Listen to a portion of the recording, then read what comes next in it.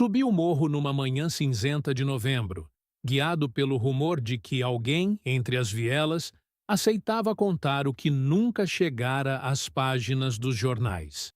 Era fácil se perder ali, entre muros descascados e varais coloridos, mas mais difícil ainda era escapar do peso das ausências. Penélope, conhecida como Japinha do CV, não era só estatística subindo no painel da PM, nem símbolo ora temido, ora admirado. Era uma presença que vagava silenciosa, fazendo parte do asfalto, das esquinas, das memórias de quem ficou. Poucos dias após a mega operação policial, silêncio e desconfiança pairavam mais fortes que nunca. O murmurinho sobre a rainha do crime disputava espaço com o medo, mas persistia entre cada fio pendurado e a fumaça fina das casas. Foi numa dessas casas, de portão enferrujado e parapeito florido, que encontrei Clara. Clara era discreta, olhos atentos. Reconheci nela aquele jeito típico dos que sobreviveram demais. Ríspida no falar, mas generosa ao oferecer café. Sentamos à mesa, e só quando o ruído distante do rádio diminuiu, ela pouco a pouco abriu as portas que protegiam o passado. Você quer saber da Penélope de verdade? Não da que aparece na televisão? Perguntou com aquela mistura de ironia e cansaço. Assenti, mostrando o velho caderno de anotações, esperando mais do que manchetes. Queria ouvir sobre as rachaduras, a menina e o mito, o que ficou perdido entre a infância e o fim estampado nos telejornais. Clara começou devagar, como quem mede cada palavra. Lembrou de anos atrás, de Penélope magra e espivetada, sempre correndo para ajudar a mãe com as quentinhas, rindo alto na saída da escola pública, cabelo apanhado num rabo de cavalo e uniforme amarrotado. O pai sumira cedo, desaparecido pelo mundo, dizia-se no bairro, e a mãe, batalhadora, dividia-se entre o fogão improvisado e as contas que nunca fechavam. Ela era diferente, disse Clara. Não era só bonita, era inquieta. Não abaixava a cabeça para ninguém, nem para os meninos mais velhos que faziam graça na escadaria. Já era coragem, mas também aviso de que ia dar trabalho. As duas cresceram juntas, suas infâncias costuradas entre lajes, brincadeiras e segredos murmurados debaixo de poste. Clara enfatizava o quanto a amizade delas se construiu na escassez. Dividiram pão, sandália, sonhos de sair dali para um lugar bonito, onde as notícias não fossem sempre sobre desgraça. Mas, ao atravessar a adolescência, apareceram diferenças. Penélope fora se afastando, trocando risadas por olhares desconfiados, preocupações de menina por conversas que Clara já não acompanhava. Eu ainda a via no portão, mas ela estava sempre no telefone, com aqueles carinhas da moto, mexendo em dinheiro, usando uns perfumes caros. A mãe dela nem sabia de onde vinha tudo isso. Lembra Clara, um sorriso triste nos lábios. O processo de transformação de Penélope foi rápido. Primeiro vieram os pequenos favores. Entregar uma encomenda aqui, fazer um recado ali, sempre para amigos, com correntes grossas e celulares reluzentes. Depois, as roupas mudaram, o comportamento também. Mas foi pelas redes sociais que ela ganhou projeção. Selfies ousadas, legendas provocantes, fotos ao lado de motos e carros com placas cobertas, em festas que ninguém do morro sabia como entrar. A cada curtida, Penélope parecia crescer. Ganhou o apelido de Japinha pelo rosto delicado, traços orientais herdados da avó distante, e logo se tornou caso comentado até fora do bairro. Jovens da comunidade copiavam seu estilo, sonhando também em sobreviver do jeito fácil. Mas o poder tem preço. Com pouco mais de 20 anos, já frequentava as reuniões do grupo de DOCA, o chefe do tráfico, tornando-se figura-chave na proteção de rotas e pontos de venda. Era temida.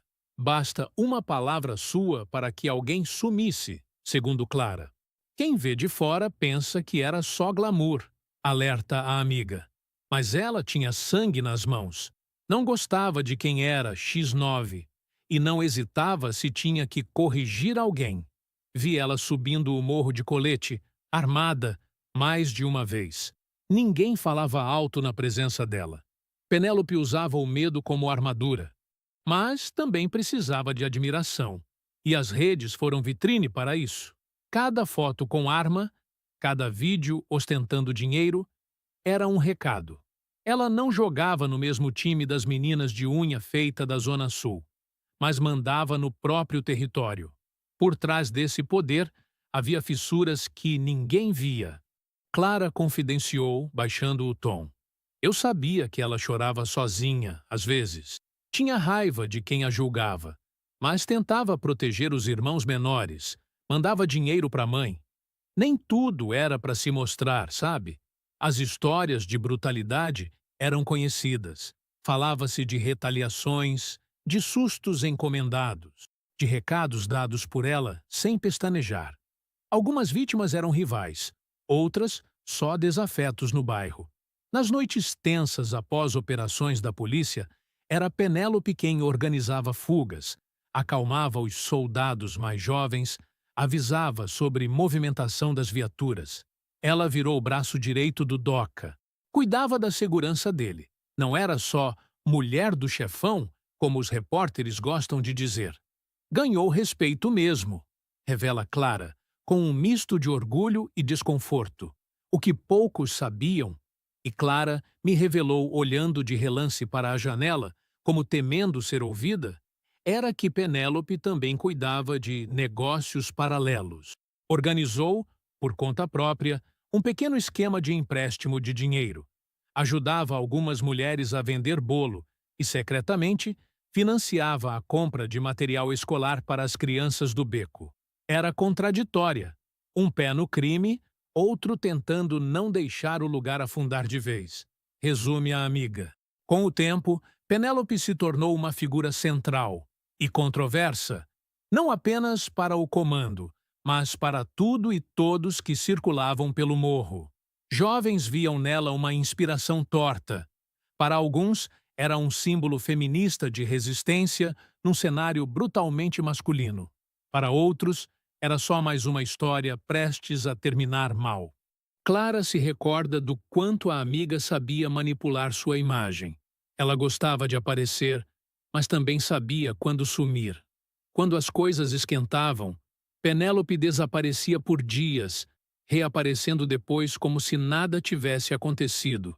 Havia rumores de que mantinha um pequeno esconderijo em outro morro, propriedade cedida por gratidão a um antigo favor ao grupo de Gadernal, outro líder local. Não eram só os chefes que a respeitavam. Moradores comuns também a temiam, mas reconheciam nela uma presença que, por vezes, fazia mais pelo bairro do que certos políticos. Garantiu o gás de uma creche, ajudou na reforma de um campo de futebol de terra batida, garantiu o salário de uma professora voluntária. Fazia para ser temida, mas, no fundo, queria ser lembrada como alguém que mudou a vida de alguém, diz Clara. Mas esse poder vinha junto do isolamento. Já não podia confiar em quase ninguém. Algumas amigas antigas sumiram por medo, outras se afastaram por moral. A exceção tinha sido Clara, que, apesar de tudo, nunca parara de abrir a porta, nem quando a polícia fazia batidas. Na intimidade, Penélope vivia um romance marcado pelo segredo e pelo risco. As festas do alto do morro, o jantar improvisado em fins de domingo, quase sempre eram momentos ao lado de Doca, o chefão. Era um amor de guerra. Nunca sabia se ia dar certo, mas os dois acreditavam que estavam vencendo o tempo, conta Clara. O casal raramente era visto de mãos dadas em público. O ciúme do tráfico é perigoso, e alianças mudam rápida e violentamente ali. Pedro Bala e Grandão, outros nomes de respeito, também giravam pelo círculo dela. Uns dizem que por lealdade, outros por temor de retaliação.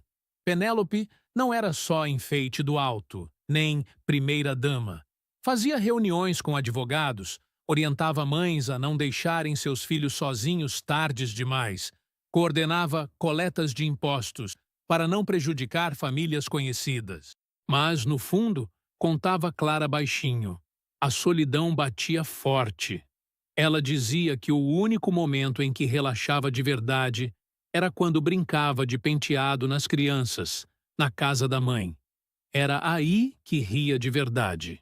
A fama, impulsionada por uma internet cada vez mais onipresente, trouxe exposições, mas também perigos inéditos.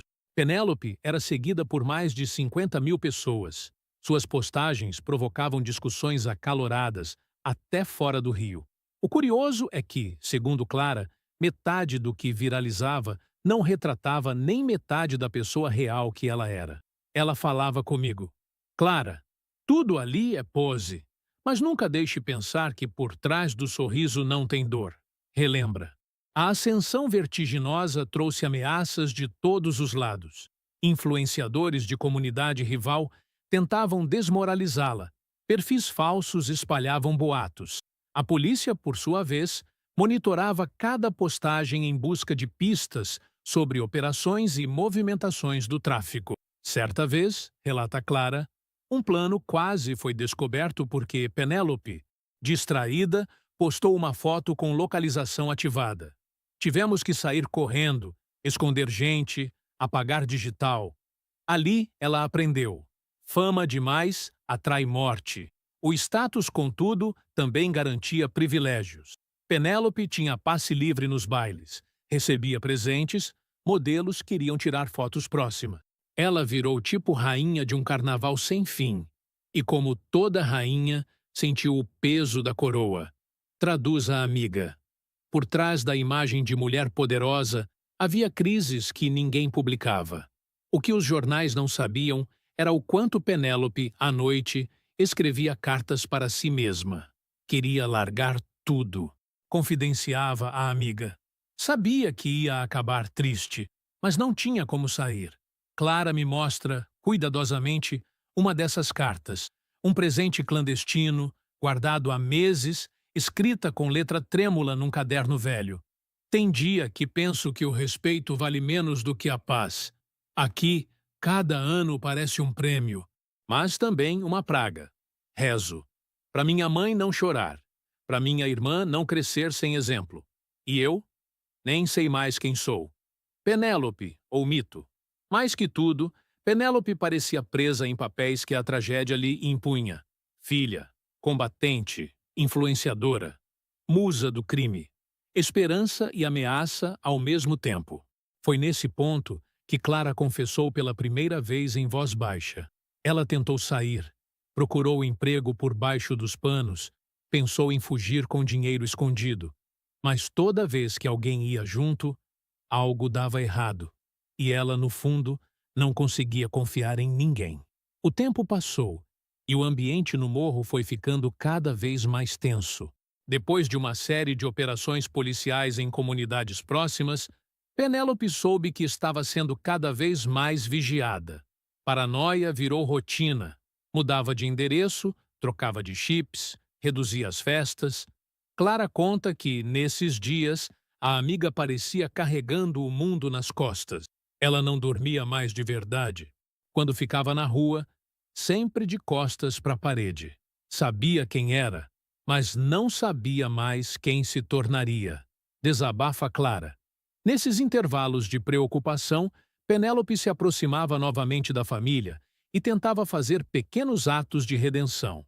Mandava dinheiro para ajudar vizinhas, buscava crianças na escola, organizava festas juninas para integrar o bairro. Mas sempre voltava ao ciclo dos encontros perigosos, das reuniões fechadas, dos recados passados à bala. Clara relembra um episódio que nunca saiu da cabeça. Certo dia, Penélope veio à sua casa ensanguentada, olhar perdido, dizendo apenas: deu errado. Era o rescaldo de um confronto entre traficantes rivais. Ela queria silêncio, colo, e por algumas horas deixou cair toda a armadura. Chorou, pediu desculpa, disse que nunca escolheria aquele caminho de novo. Foi nessa noite que Clara percebeu, com dor, que a amiga jamais conseguiria fugir do próprio destino. No bairro, a fama de Penélope era cada vez mais ambígua. Havia quem lhe desse bom dia agradecido por alguma ajuda recebida, enquanto outros mudavam de calçada ao vê-la aproximando-se, temendo represálias inesperadas. O poder dela era saber que podia tanto ajudar quanto destruir, explica Clara. As redes sociais continuavam a todo vapor, mas Penélope começou a deixar rastros de dúvida e cansaço em pequenas postagens, frases filosóficas, fotos menos glamurosas, até mensagens subliminares sobre a visão de quem vê o topo e sente o abismo chegando. Internamente, confidenciava à amiga que só queria uma vida normal. Mas, cada dia, isso parecia mais improvável. Ela me disse bem baixinho: quando escurece, a gente já sabe quem vai sobreviver até amanhã. E eu sei que meu nome é o mais falado na rádio da polícia, conta Clara. Foi então que um rumor começou a tomar conta do morro. Uma grande operação policial estava prestes a acontecer. As lideranças do crime começaram a se mover. Doca, Pedro Bala, Grandão, todos em alerta. Penélope já não deixava a comunidade. Dormia em casa de aliados. Mantinha contato apenas por aplicativos criptografados. Na véspera da Operação Contenção, Clara conseguiu conversar com Penélope uma última vez. A noite foi longa e pesada. Naquele encontro, a Japinha parecia já ter aceitado o próprio desfecho. Se eu sumir amanhã... Lembra que o pouco que tentei fazer foi para não virar pó. Diz para minha mãe que eu queria ser professora, não dona do morro. Diz para minha irmã não seguir meus passos. Clara relata que, nesse instante, percebeu o lado mais vulnerável da amiga. Não a combatente de colete, mas a menina que, entre lágrimas, mostrava que não havia saída para quem nasce entre o abandono e a promessa do poder. Ela me abraçou, foi forte e rápido. O cheiro do perfume ficou, mas a presença já parecia distante. Ela sabia, e eu sabia. No morro, a gente sempre sabe quando vai terminar. Noite de vigília. Durante a noite anterior à operação, o clima na comunidade era de pesadelo compartilhado.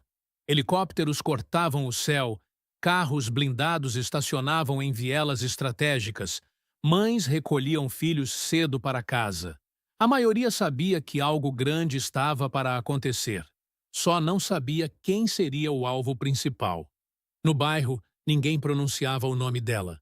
Era perigo demais. Penélope virou segredo. Virou silêncio, conta Clara. No rádio, a notícia já esfriava os corações. A operação prometia limpar de vez a comunidade mais famosa do Rio. Do outro lado do telefone, Penélope mandou a última mensagem para Clara. Se der ruim, faz o que te pedi, tá? A vida por aqui nunca foi nossa de verdade. A manhã de 28 de outubro de 2025 amanheceu diferente. Uma nuvem escura pairava sobre o complexo. Não era só a confirmação do clima, mas o pressentimento pesado que se espalhava por cada janela. Parecia que todo mundo tinha medo de abrir a porta e testemunhar o inevitável. Clara lembra da tensão.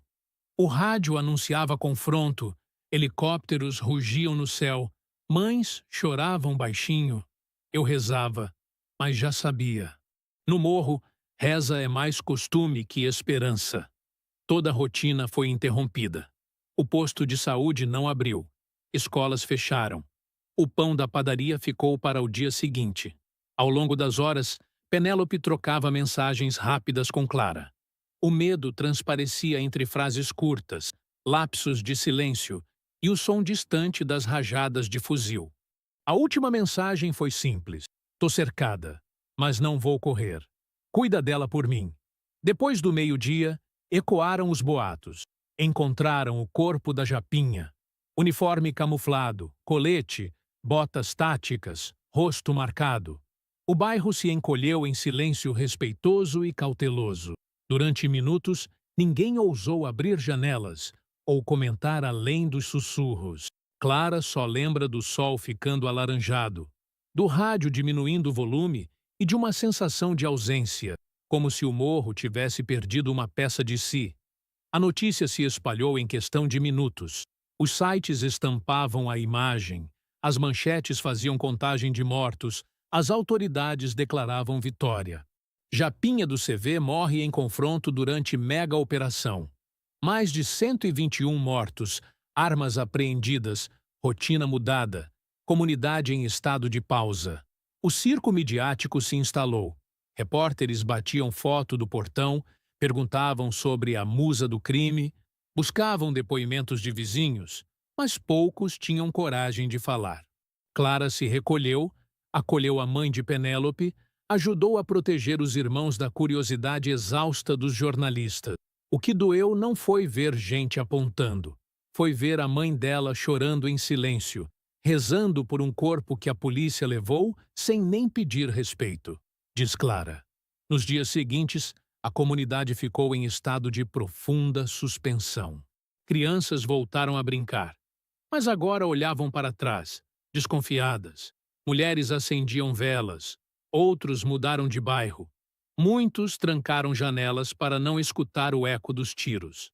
A escola demorou uma semana para abrir novamente. Rituais que marcavam a vida agora eram regidos pelo receio.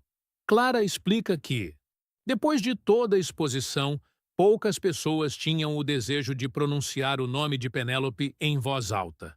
Respeito e precaução. Essa era a lei invisível dos dias seguintes. Tudo era luto.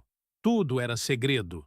Nem as crianças sabiam mais distinguir entre mito, lenda e perigo. Ela virou história, sim, mas uma história ferida. Resume. Por dentro, Clara lutava para honrar o pedido da amiga, proteger a irmã menor de Penélope, ajudou com aulas, buscou apoio, organizou campanhas discretas para que ninguém precisasse enfrentar sozinho a ausência de uma das figuras mais intensas que o bairro já conheceu. Era minha amiga, mas também era a marca do tempo ruim. O morro nunca mais foi igual, confessa. A mídia e mesmo muita gente da comunidade nunca souberam de certos detalhes íntimos. Clara, em um momento de confiança, revelou alguns deles. Penélope, apesar de todo o poder, sentia culpa pelo sofrimento imposto à própria família. Chegou a tentar pagar tratamento médico para uma vizinha baleada sem que ninguém descobrisse. Guardava uma caixa de cartas não enviadas, onde escrevia sem filtro nomes dos que ajudou e dos que prejudicou. A lista, segundo Clara, era longa e dolorida. Dizia que só confiava de verdade em crianças.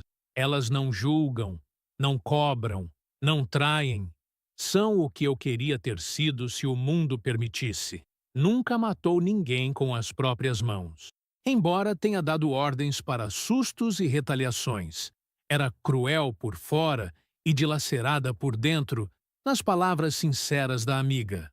O dinheiro nunca bastou.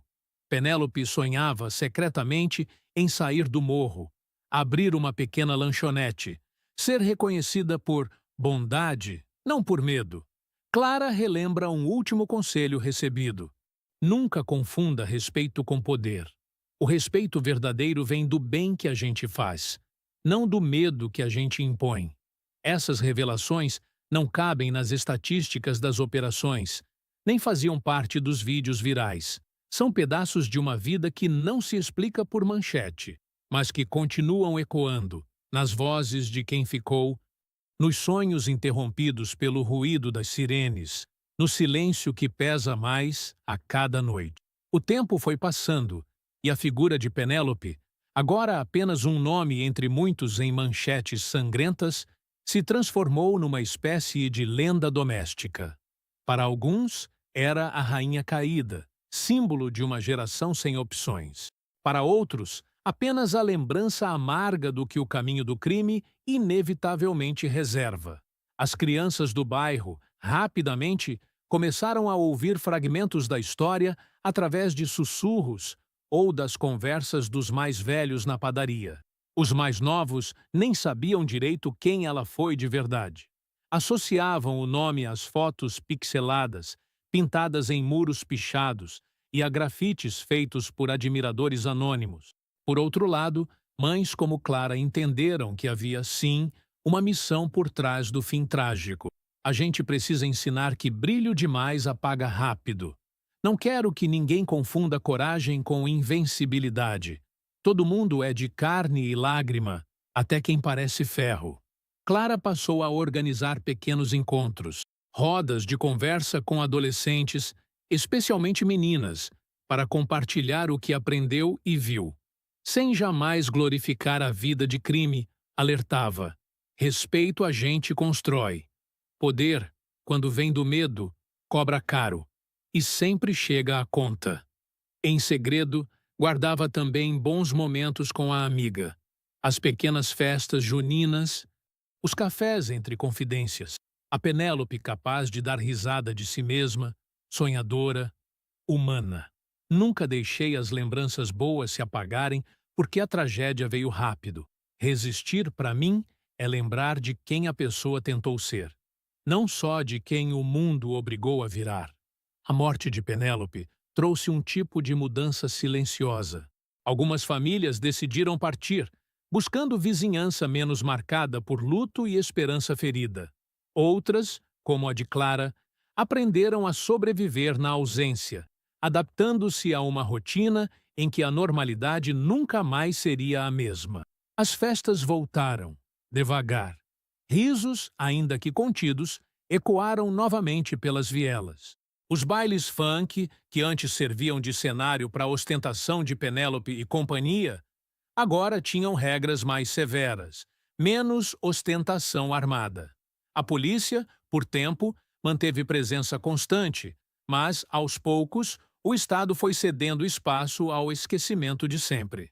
Jovens influenciadas por Penélope buscaram novos ídolos, algumas para se espelhar, outras para evitar repetir erros.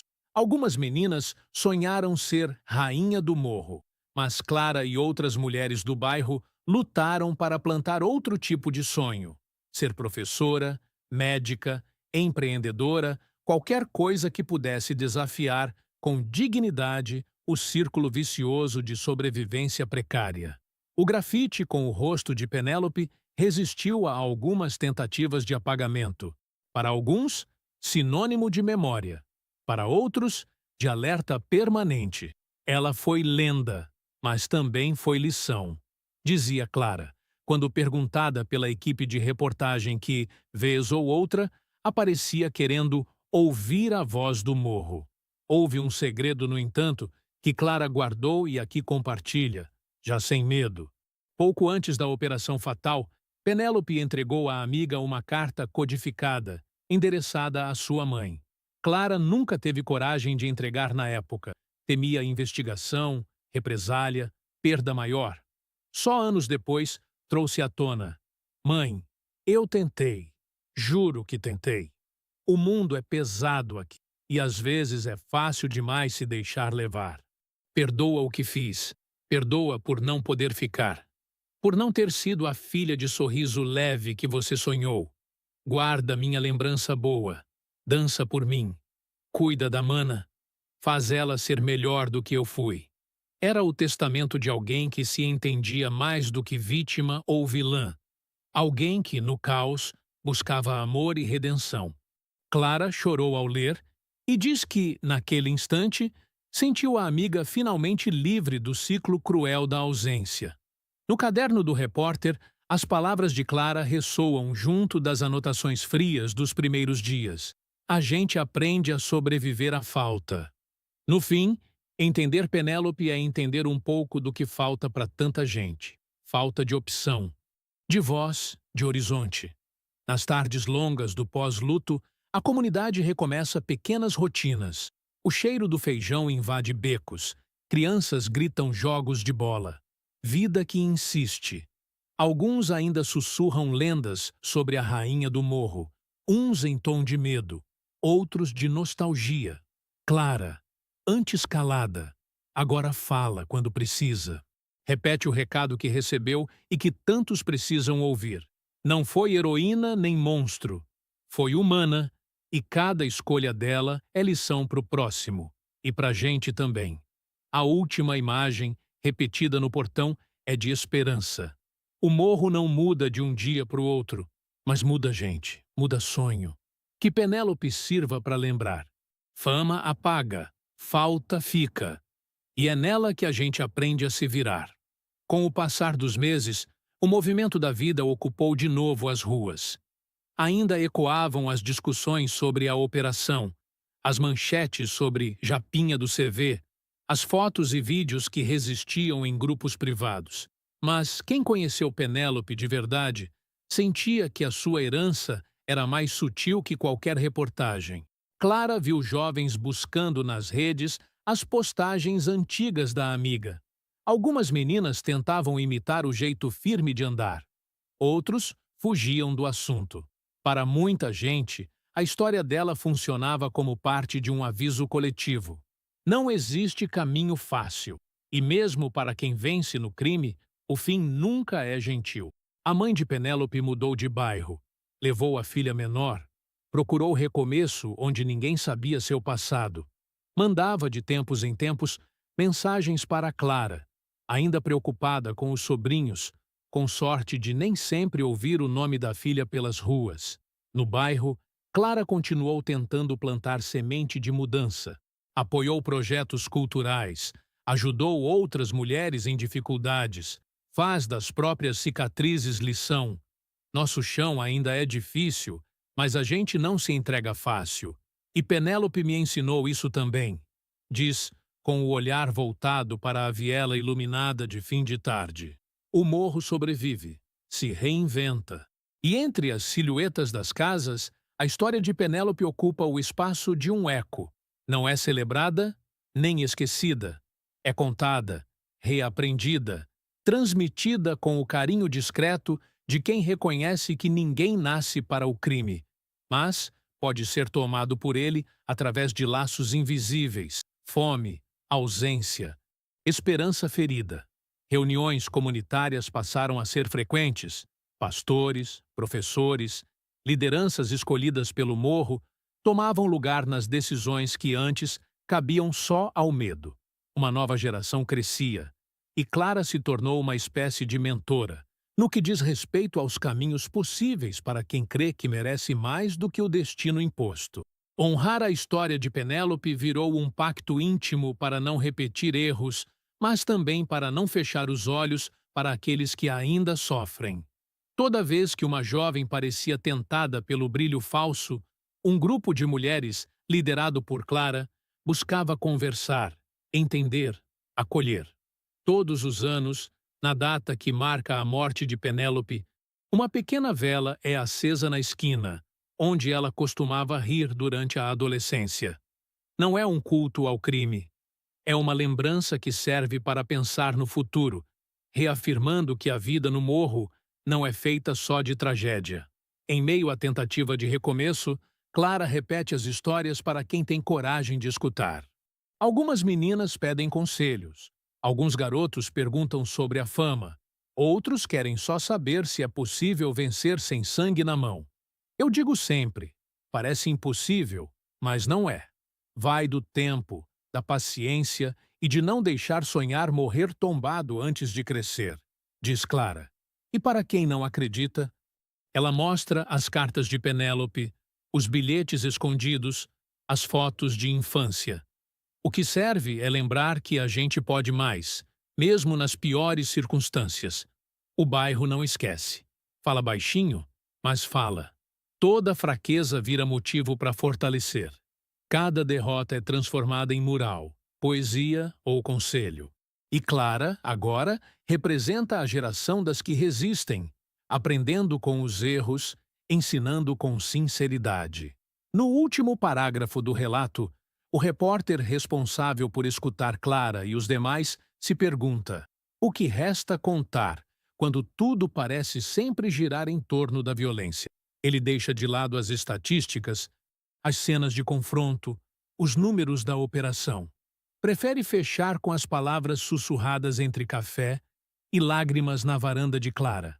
Penélope viveu rápido, foi vista demais e compreendida de menos. Sua história é a de muitas, nascidas num Brasil que promete tudo e entrega quase nada. A operação que marcou seu fim é apenas um capítulo da tragédia maior, a da desigualdade, da ausência e do descuido. Mas enquanto houver gente como Clara, que ainda acredita na conversa, no café e na memória, o morro continua falando, e talvez um dia alguém finalmente ouça.